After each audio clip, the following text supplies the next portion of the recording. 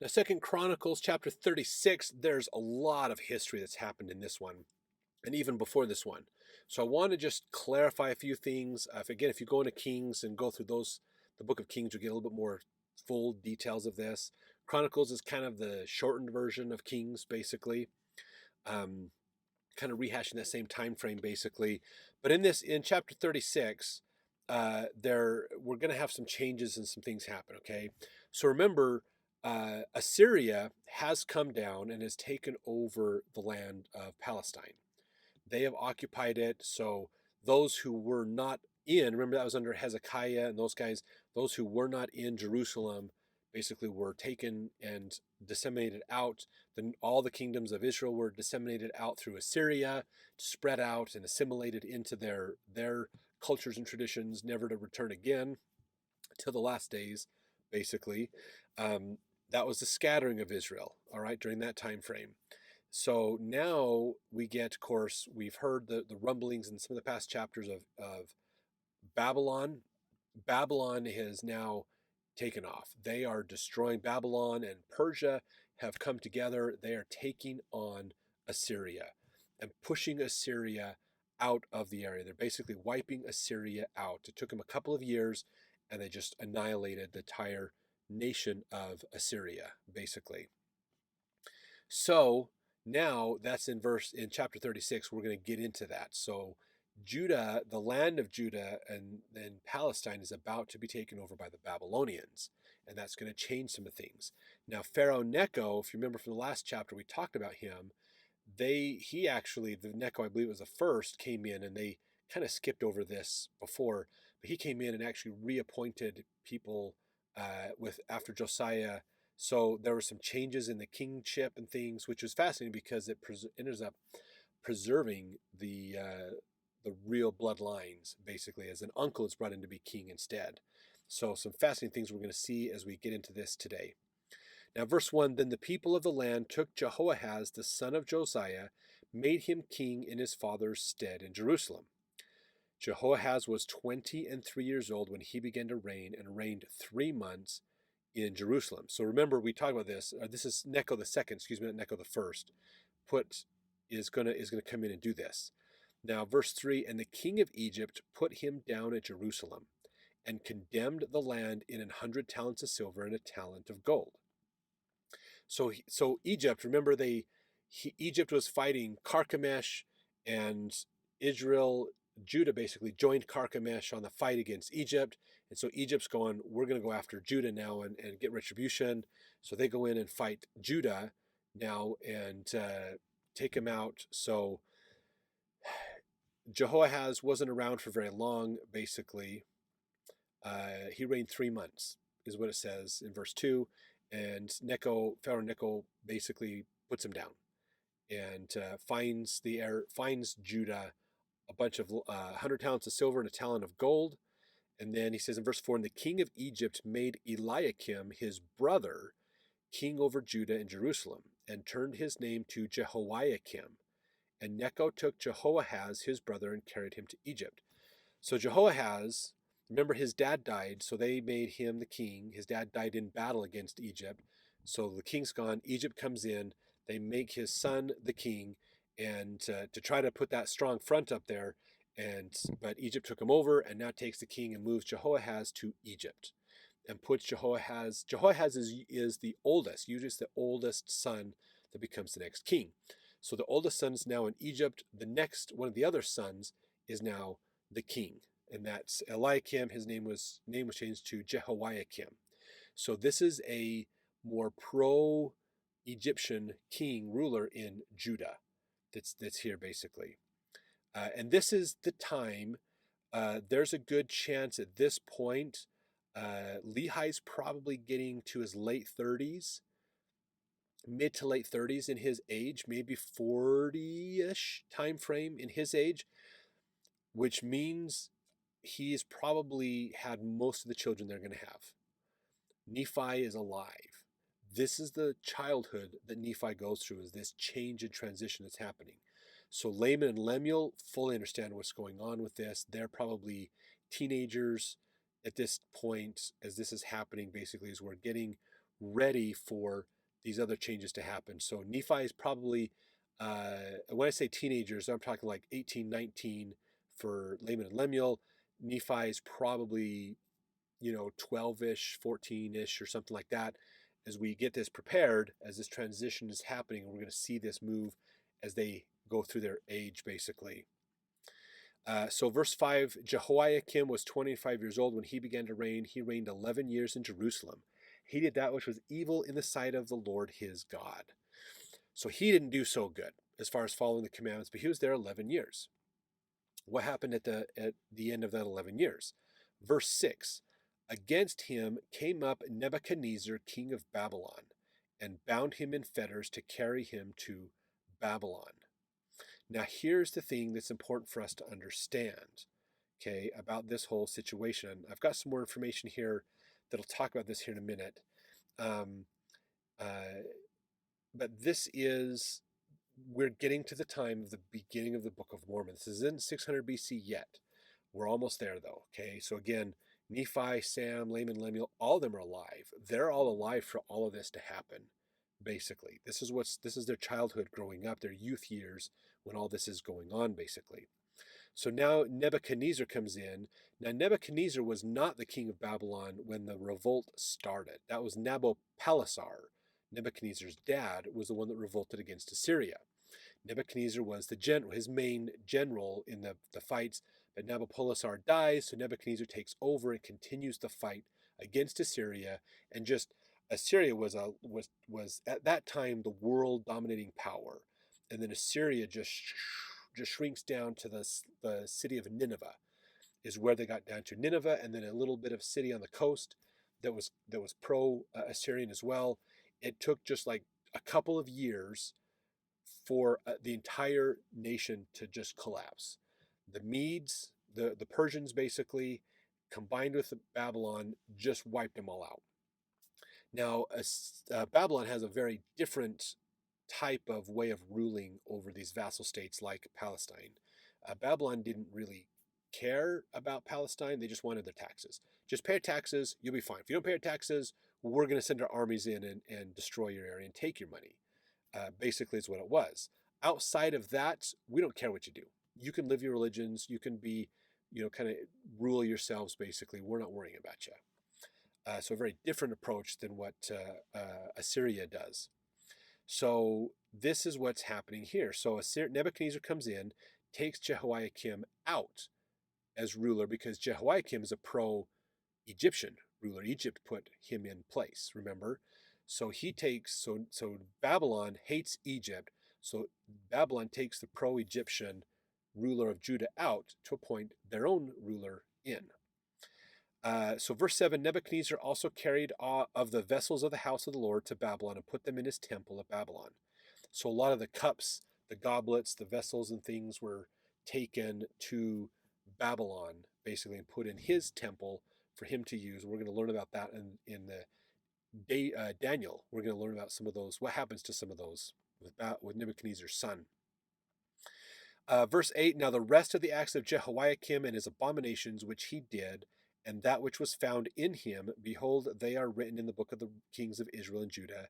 And Jehoiachin, his son, reigned in his stead.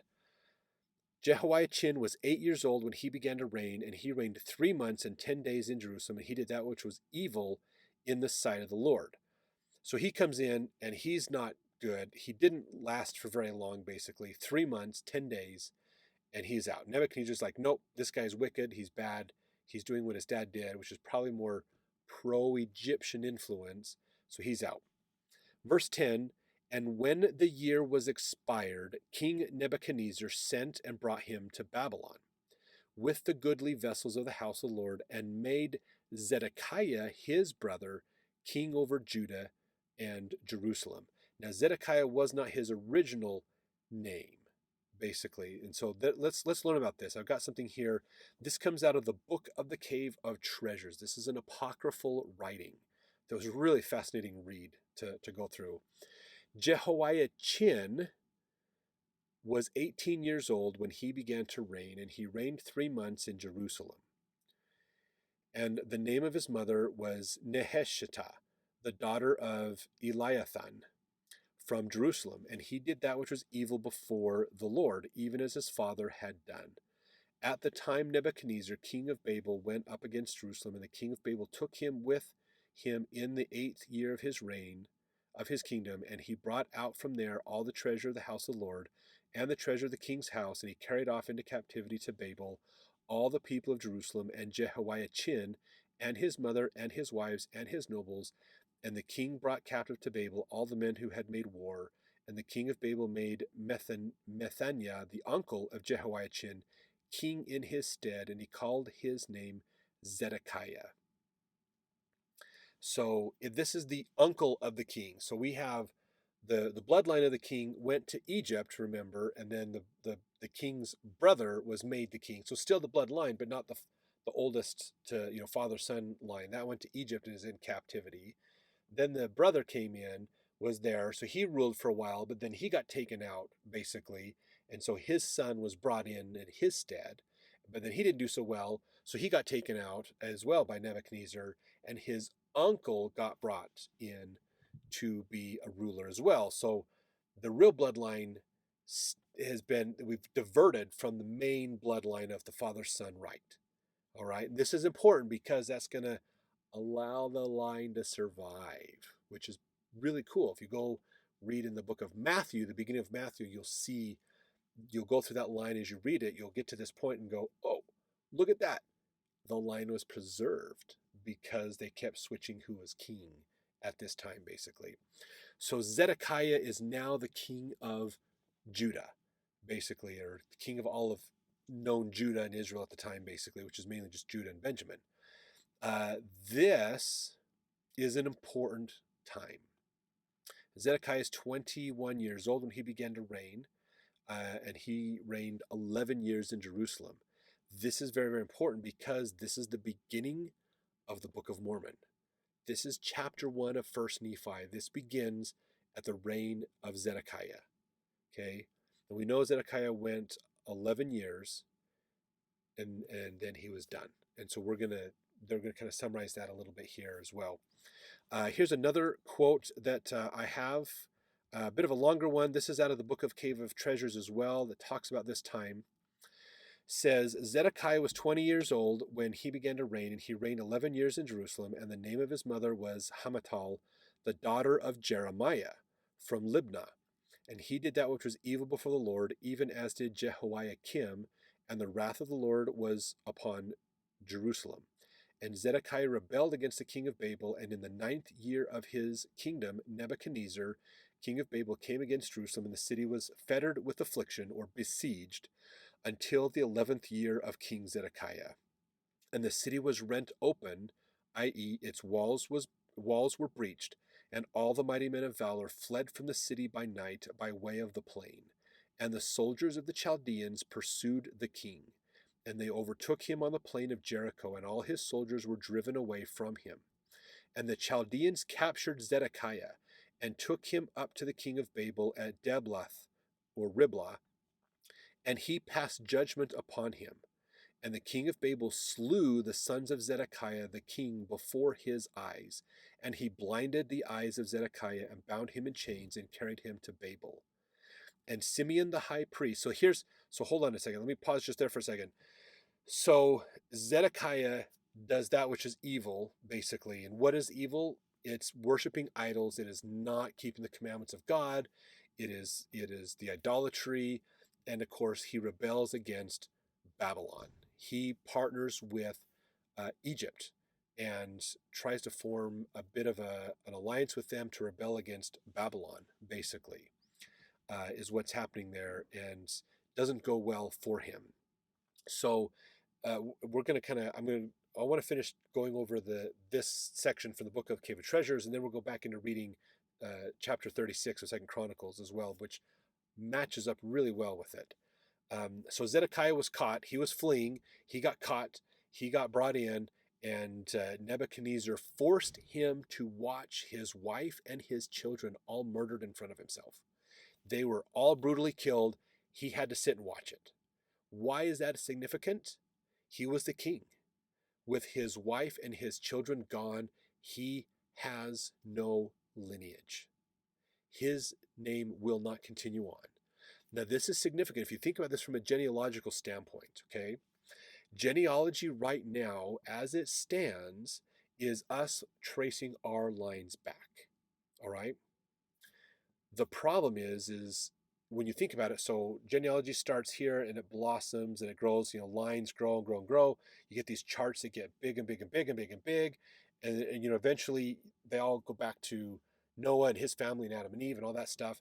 But here's the thing is nobody is alive of Zedekiah's line. No one's doing his genealogy because he has no descendants. They're all dead. There are millions of people throughout history that their line has ended. There is no continuation of genealogy, and so there's no connections to them from any of the people that are alive today. Maybe you could go back up in time to somebody, we had a common ancestor and then move forward to them. They're still tied in, sort of, but there's no direct connection to them anymore, basically. His lineage is gone. No ruling, no rulers, no more continuation of his descendants, basically. It's all done. He's finished, basically. So that's what happened. And then they blinded him out. They poked his eyes, basically stabbed him in the eyes, so he was blind. And now he's still alive, but the last thing he saw was his family being destroyed, basically. And then bound him in chains and carried him to Babel. And Simeon, the high priest, because he had freedom of speech with the commander of the Chaldean army, made entreaty to him, and the commander of the army gave him all the books of the scriptures and did not burn them. So they were destroying. This isn't the first time Nebuchadnezzar comes down. Remember, that was several years previous. This is when Nebuchadnezzar's really, really, really mad when he discovers that Zedekiah and Egypt and the wealthy in Lachish were trying to form an alliance together to go with Egypt. So the goal was Judah and their armies would revolt against the Chaldeans, against Babylon, revolt against them, push them out. Egypt would come to their defense, push them out, and then Judah would be a vassal state of Egypt. Now, Egypt's not much of a country at this point. There's not much left of them. So this is kind of a nice bonus for them. And granted, most of the economy of Judah was based upon trade and commerce with Egypt and the other local Arab nations. So they thought it was a great plan. And Nebuchadnezzar's like, "Are you kidding me? I put you in power. I did all this for you. No, we're not having this." So that's when they destroyed the walls of Jerusalem. They just decimated the place. Basically, we're going to hear a lot about that after we get past Isaiah and the prophets. We get into Jeremiah and Lamentations, Daniel and those guys. They all were alive at this time and lived through it. We're going to hear more detail from them. But that's all the destruction, all the things around Jerusalem in this time frame. This is about 587 BC. Around there, 585, 587 BC is the destruction of Jerusalem, basically. So Lehi and his family are long gone. They have well established themselves in the new land by this time, basically. So just to kind of put that into some proper context there. So they're preserving the records, the writings of the people. He says, "They gave him all the books of scriptures and did not burn them. And Simeon the high priest gathered them together and cast them into a pit or dry well. And Jerusalem was laid waste and made desolate, and no man remained therein except Jeremiah the prophet, who sat and raised lamentations over it for 20 years. And Jeremiah the prophet died in Samaria, and the priest buried him in Jerusalem, according to the oath which the prophet made him to swear. Now, up to the time of the destruction of Jerusalem, the Hebrew, Greek, and Syrian writers were in possession of the truth, and they were able to produce the registers of the genealogies of the tribes of the people. But from the destruction of Jerusalem and onwards, there has been no truth in their writings except as regards the heads of the tribes, i.e., the patriarchs, for they are unable to prove whence the succession of the priests took its origin." So that's the book of the Cave of Treasures talking about that, basically, and what's going on. So lots of craziness in this time frame, okay? Let's go back into 2 Chronicles now. And it says here, of course, verse 12, and he did that which was evil in the sight of the Lord his God, and humbled not himself before Jeremiah the prophet, speaking from the mouth of the Lord. So just pause there a little bit. There is a thing called the Lachish letters. If you haven't read them, they're really fascinating. The Lachish letters is an apocryphal writing. It's another ancient scriptural type writing that didn't make it into the scriptures, basically. It's kind of a side one. There was a uh, army person, somebody who's, I don't know what rank he had in the army of Judah. His job, he was stationed at the guard tower outside of Lachish.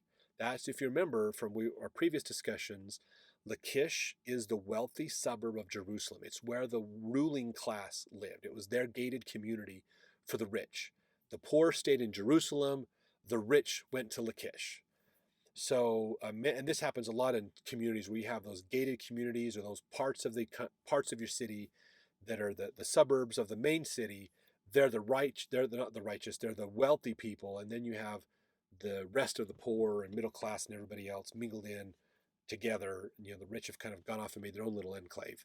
That's what Lachish was, basically. So there's a guard. He was at this guard station. And as you can imagine, there's no television, there's no iPad. They didn't really have much. So his whole job was to stand there. If somebody approached, he was to decide if they got into Lachish or not, state your business, those kinds of things. Just be a guard. So he just stood there and waited until somebody showed up. In his boredom, he found a bunch of what are called potsherds. So if a pot gets smashed, so it's pieces of pottery basically, and he's writing letters in them. He's writing letters to his wife. And as he writes these letters, he basically explains this time in history. It's so fascinating. And this is important because one of the things that a lot of people used to say as a negative against Joseph Smith and the Book of Mormon was that the beginning of the Book of Mormon was completely false. There was no collusion between Judah and Egypt.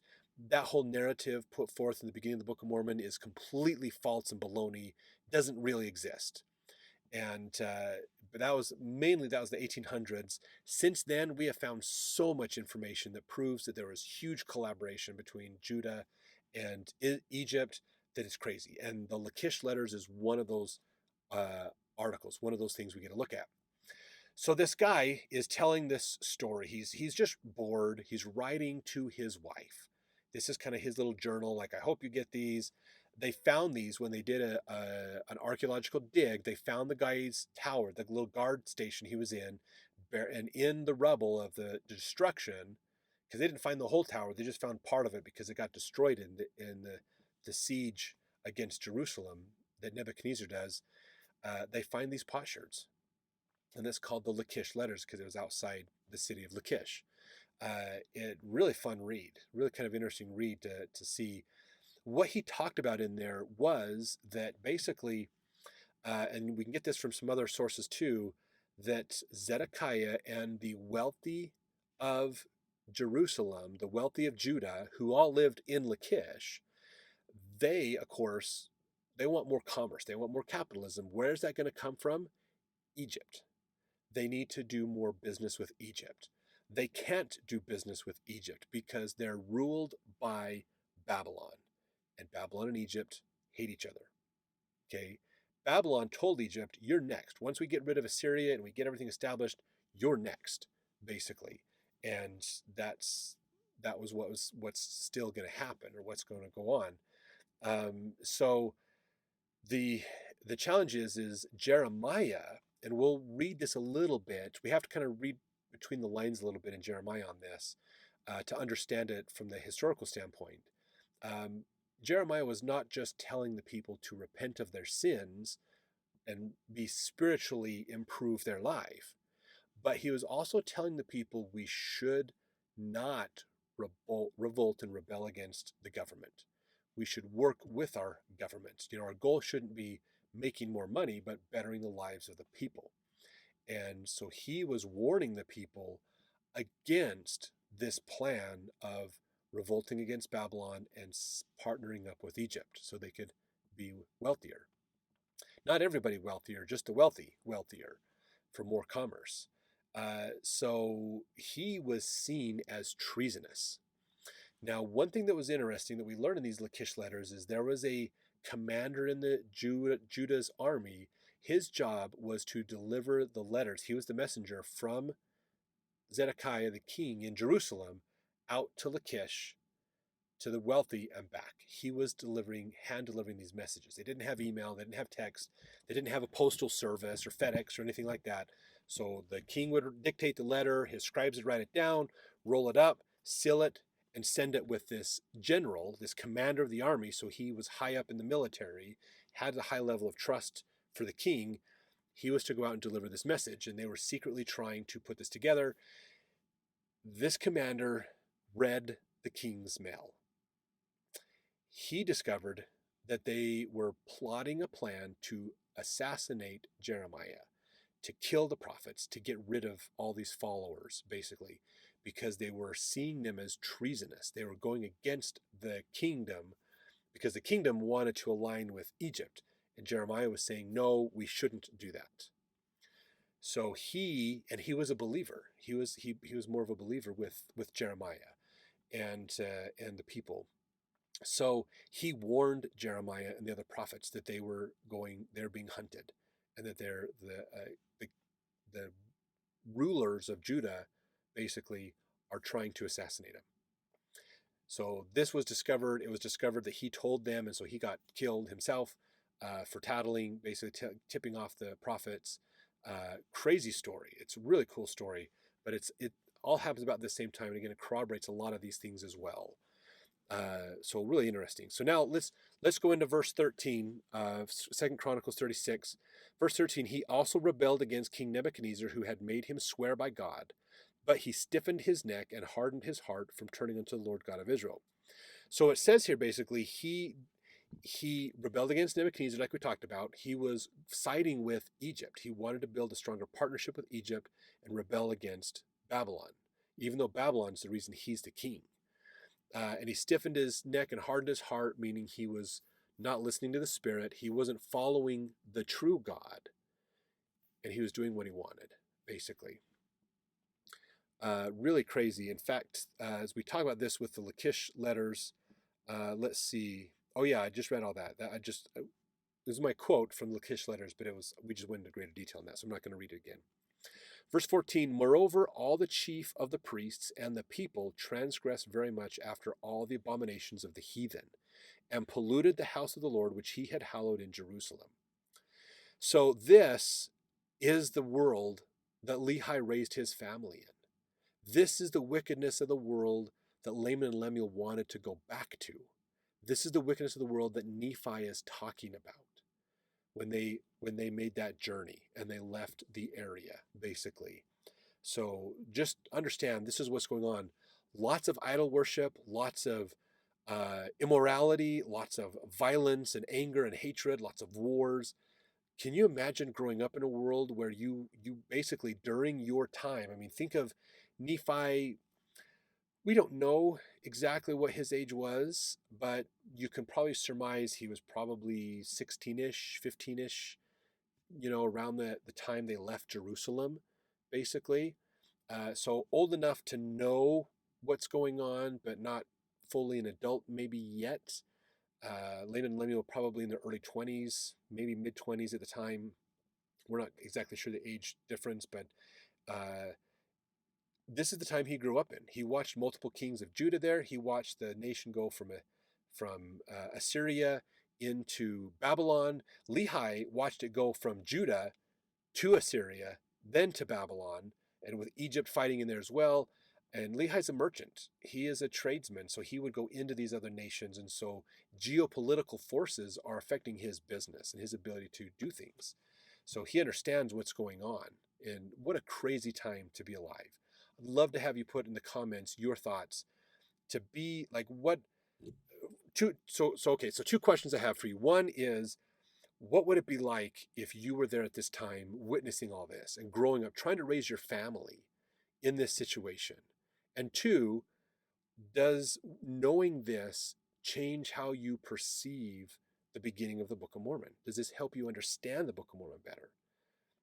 Just curious on those things. So put those in the comments as you watch this. I'd love to get your feedback on those things. And if you're enjoying these videos, I hope you're liking them, hitting the like button. The more people hit that like button, the more YouTube will share these videos with more people. And please subscribe if you haven't subscribed to the channel. That'll help us out as well. And tell more people. Share the links to these videos out there to get more people to learn and understand these things as well. It'd be great. Okay, so now, verse 15, the Lord God of their fathers sent to them by his messengers, meaning, let's see, did I read that? Yes, I did. I did that. So we're right. So this is Jeremiah and the other prophets like Lehi and others, rising up at times and sending, because he had compassion on his people and on his dwelling place. So verse 15 is really powerful because he says here, God is really, really trying to give Judah the benefit of the doubt. He wants them to repent. He wants to help them out. He's not rising just one prophet, he's rising several prophets to do this. So this is again the time of Lehi. Now at this time, after the destruction of everything, Lehi's long gone. His family's long gone. They're established in Americas by now, easily. So just kind of something to think about when you read the Book of Mormon and this is where those timelines match up, basically. Verse 16, but they mocked the messengers of God and despised his words and misused his prophets. So they abused him until the wrath of the Lord arose against his people, till there was no remedy. So this is them, if you're following the idea of the pride cycle, they're at that bottom where they persecute the wicked, or they persecute the wicked are persecuting the prophets, basically. That's the switch. That's the event. Go watch our videos on the pride cycle to get this more, but that's the event that says we're switching to the next stage of the pride cycle, stage 3, which is the destruction cycle. We're getting into that. Verse 17, therefore he brought upon them the king of the Chaldees, who slew their young men with the sword in the house of their sanctuary, and had no compassion upon young man or maiden, old man, or him that stooped for age. He gave them all into his hands, and all the vessels of the house of God, great and small, and the treasures of the house of the Lord, and the treasures of the king and of his princes, all these he brought to Babylon. They burnt the house of God, and brake down the wall of Jerusalem, and burnt all the palaces thereof with fire, and destroyed all the goodly vessels thereof. And them that had escaped from the sword carried he away to Babylon, where they were servants to him and his sons until the reign of the kingdom of Persia. So most everybody was carried captive away. There were a few left. The poor were left. Jeremiah was left. A few people like that were left in Jerusalem. The place was destroyed. They burned the lands around there, so crops were destroyed. They burned the city to the ground. They broke the walls down. They destroyed the temple completely. They broke down the palaces, everything. Okay, and by removing the walls around Jerusalem, there's no way for the people to defend themselves. It is fully exposed and open to animals, wild animals for coming in, and for invading armies to come through and take them out. Of course, there's not much there because Babylon is taking everything with them. So they're leaving, okay? That group that's leaving includes Daniel, I meant to say, who we have the book of Daniel and Shadrach, Meshach, and Abednego, those guys. That's part of that group that was taken to Babylon. Lots of people are being taken to Babylon. We learn from the book of the Cave of Treasures that the high priest had convinced the generals, the commanders, to give him the religious books because they were burning them. They were destroying the records of teachings of the law of Moses, teachings of Isaiah and the other prophets, the genealogical records as well. They were getting rid of. So he took them and he hid them. He threw them in a well, a dry well like a pit, and then buried them. As the story goes, he lit a candle basically to kind of signify where this was, kind of left a candle burning to signify where it was, so when they returned, that they could get those writings back. And that's where Ezra comes into play towards the end of the Old Testament. He's got a cool story. I'm excited to tell you Ezra's story. So all this is happening. Basically, it's all being destroyed. utterly desolated. Okay, we're going to get in a lot of detail on this when we get into Jeremiah and Lamentations and those guys as well. Um, Daniel, you remember, foretells the abomination of desolations. That's kind of what happened to Jerusalem here, but it's going to happen again. That's 70 AD. We'll talk about that more when we get into there. Crazy destruction at that point too. Just utter destruction, total chaos. Okay, we've seen bad stuff in war. If you've ever fought in a war, I'm sure you know evil exists. You've witnessed all kinds of death and destruction that really, there's two kinds of death and destruction in war. There's the fighting that happens, soldiers against soldiers, fighting, killing, going against each other.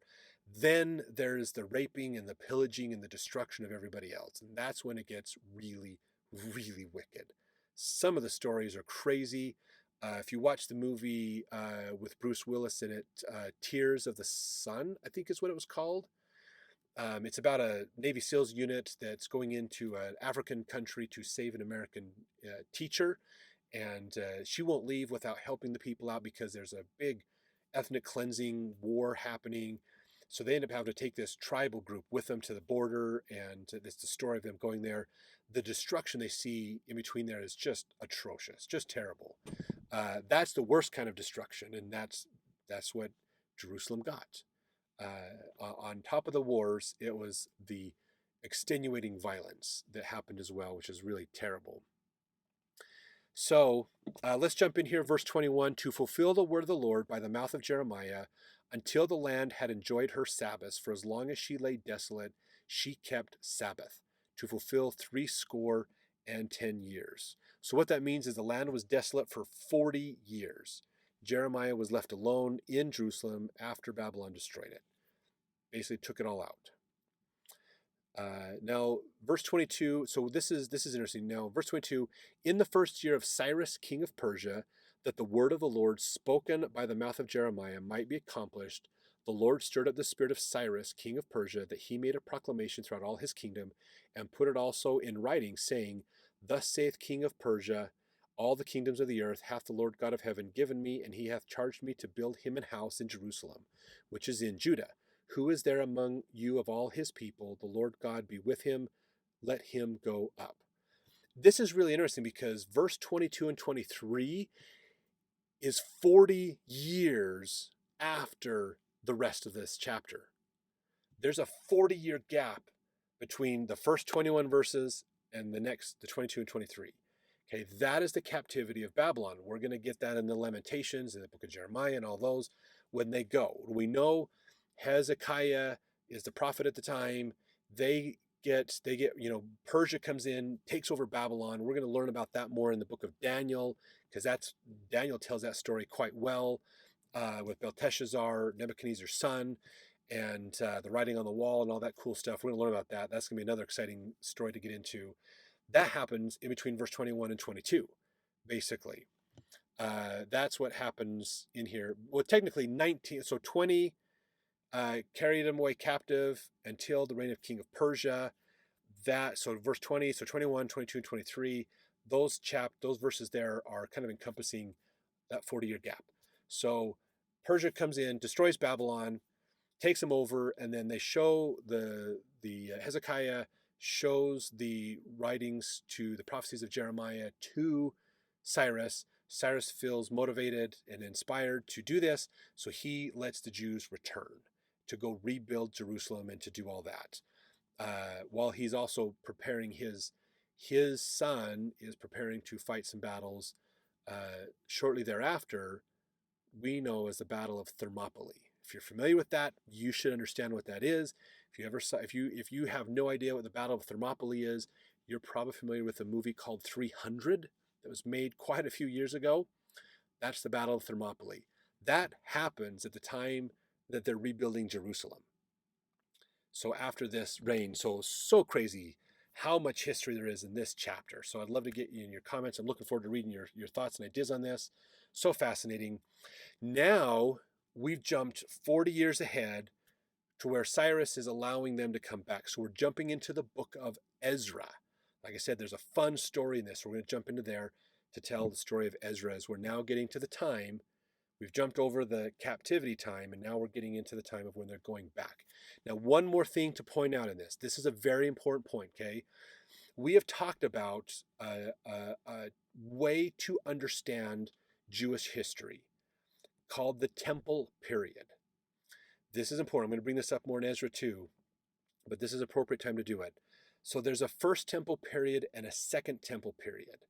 All right, the first temple period, if you remember, if you've been following these videos, the first temple period begins with Solomon building the temple. And then that goes up to the destruction in Jerusalem that just happened 40 years prior, basically, up to verse 19 in chapter 36, or 38, excuse me. What was it? Now I need to change my thing back and look. So that's, anyways, that's what's happening, okay? I think it was 38, chapter 38. My scriptures changed on me. Nope, verse 36, excuse me. So that's the first temple period. So we have that temple period coming up. We have ended the first temple period. There's this intermediary 40 years that we just skipped over that was in between. Now, as the Jews get to go back, Judah gets to go back to rebuild the temple, this will be the beginning of the second temple period. This period will last up through the time of Herod the Great. So second temple period lasts up through the Savior's lifetime. So hundreds of years of time, basically. So first temple period has ended. So just remember, if you hear a historian or somebody talking about Jewish history and they say, this is from the first temple period, that is that time between Solomon building the temple and Nebuchadnezzar destroying the temple around 585 BC. Okay, that's the time frame. Then we have the 40-year gap of the exile into Babylon. Then we have the beginning of the second temple period that we're getting into next, and that goes up all through King Herod. So just interesting, little bit of advice to watch how history goes. So let's jump over. We jump into the book of Ezra to learn more.